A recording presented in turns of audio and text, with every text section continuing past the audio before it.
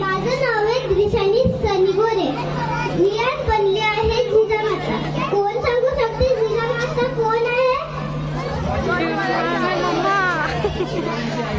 ठीक आहे, आता मी सांगते.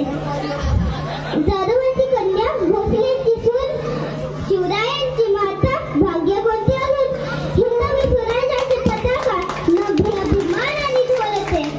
लक्ष देऊन मी जगदाळ बोलते. अंगणातले तुला गोट्याची